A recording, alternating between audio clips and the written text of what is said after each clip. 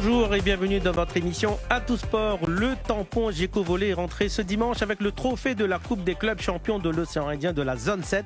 Un trophée qui reste dans la vitrine du TGV. Les guerrières pacifiques, voilà le slogan pour pratiquer l'aïkido au féminin. Tout un programme jusqu'au 19 mars prochain et ça rentre aussi dans le cadre de la Journée internationale de la femme.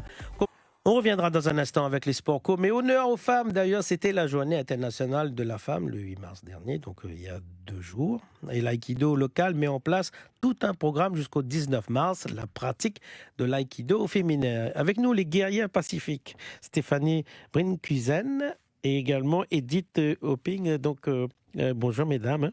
Bonjour. Je disais les guerrières pacifiques. En fait, c'est quoi ce slogan Alors, ce slogan, c'est surtout lié au programme de sport santé et bien-être qui va être, lui, qui va démarrer, lui, le 31 mars 2023 avec l'association Midori no Yama de Montvert-les-Bas, et qui est un programme de sport santé exclusivement réservé aux féminines. Donc 10 femmes qui peuvent s'inscrire déjà pour venir pratiquer l'aïkido, pour récupérer de la confiance en soi, faire de l'aïkido un peu en self-défense, et puis vraiment pratiquer entre femmes, retrouver un peu de solidarité, voilà. L'aïkido, vous pouvez en parler bien parce que vous avez des années et des années de pratique, et pourtant il n'y a pas de compétition. Qu'est-ce qui plaît là-dedans? Qu'est-ce qu'on vient rechercher? Oui, l'aïkido, justement, je m'y suis intéressée parce qu'il n'y avait pas de compétition. Et, excusez-moi, le seul combat que l'on doit mener n'est pas contre l'autre, mais contre soi-même. Voilà. Et la première fois où j'ai assisté à un cours d'aïkido, il y a déjà très longtemps, j'ai été vraiment très, très intéressée par l'ambiance de travail, de coopération, de cette espèce d'espace de zénitude qui faisait que les gens, sur des techniques de combat, le faisaient, mais en maîtrisant l'autre sans lui faire mal. Donc c'est vraiment arriver à partir d'une technique, quelle qu'elle soit, contrôler ou faire chuter la personne. Mais pourquoi utiliser l'aïkido dans le cadre de la journée de la femme? Parce qu'il n'y a pas suffisamment de femmes qui font de l'aïkido? Oui, on peut le dire clairement. Je trouve qu'on n'est pas suffisamment nombreuses, d'une manière générale, que ce soit en pratiquante débutante, tout comme en pratiquante confirmée, et voilà. Oui, et en plus de ça, cet art martial-là, il est justement adapté à tout type de public. Et les femmes qui pourraient dire oui, c'est un sport de combat, etc., c'est un peu brut.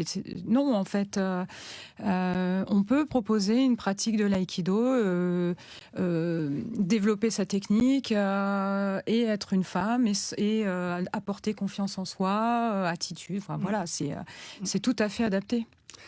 Oui, le fait qu'il n'y ait pas de compétition à l'aïkido permet de travailler chacun à son niveau. Et ce qui est intéressant pour les femmes, c'est de s'apercevoir qu'elles vont travailler. On travaille aussi sans catégorie d'âge ni de poids.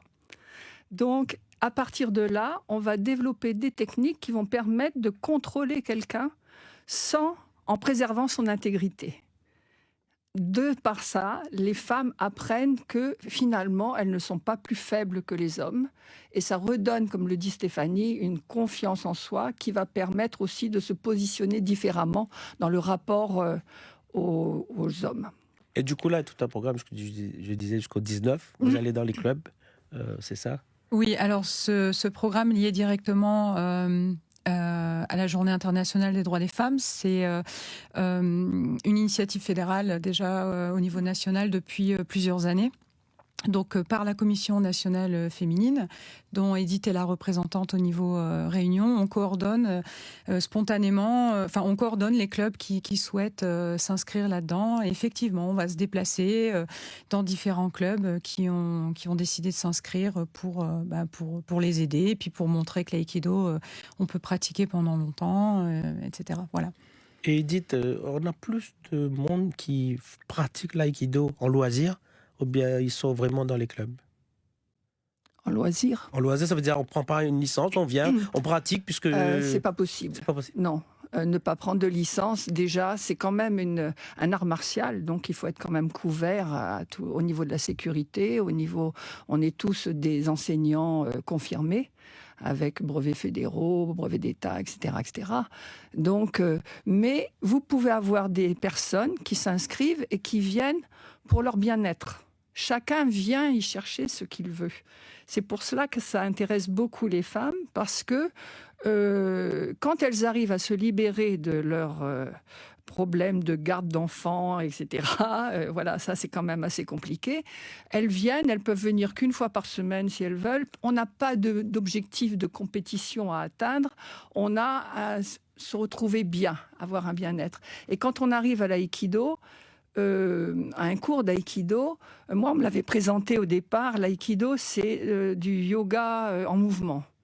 C'est-à-dire qu'à ce moment-là, vous êtes dans un état de concentration, de méditation, on va dire, presque, qui font que vous laissez tous vos problèmes quotidiens à la porte du dojo. Et pendant ce temps-là, vous allez ne vous occuper que de vous.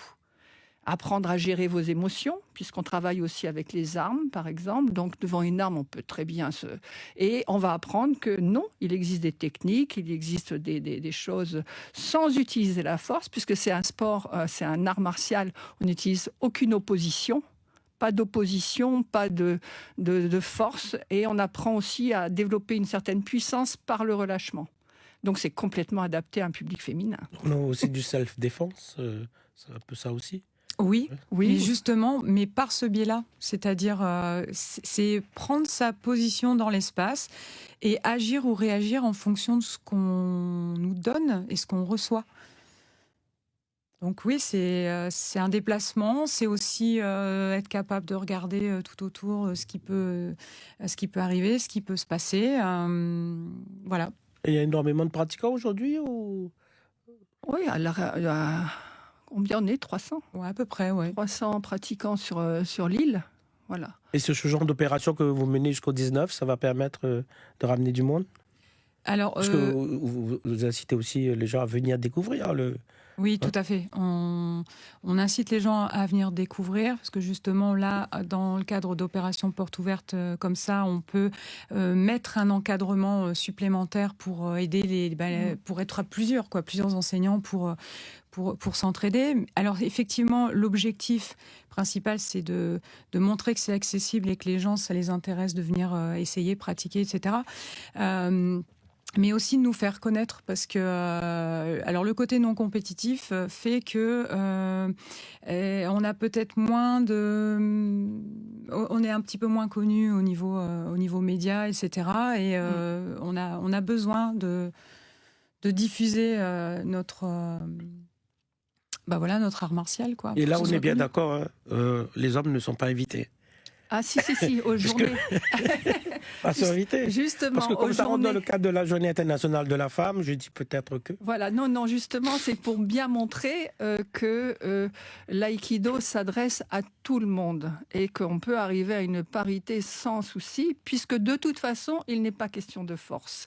Il est question de coopération, de bienveillance, sans être forcément non plus condescendant, comme je le dis.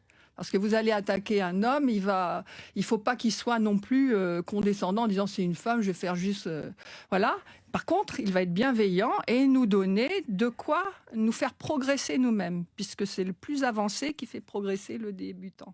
Donc en fait, Stéphanie, les gens, ils vont là, il y a des clubs d'aïkido pour pouvoir venir voir ce qui se passe. C'est bien ça? Oui, c'est ça. Alors, il y en a un peu partout. Il y a La Possession, Saint-Paul, les Avirons. Et sur Saint-Pierre, il y a 2 endroits. Il y a la Ligne des Bambous et à Montvert-les-Bas. Et dans l'Est? Et il y a aussi les clubs de l'Est. Ah oui, j'ai oublié l'Est. Il y a l'Est, il y a le Nord aussi. Il y a l'ABCD du Nord et les 2 clubs de l'Est sur Saint-André et Saint-Benoît. Brapanon et Saint-Benoît. D'ailleurs, voilà.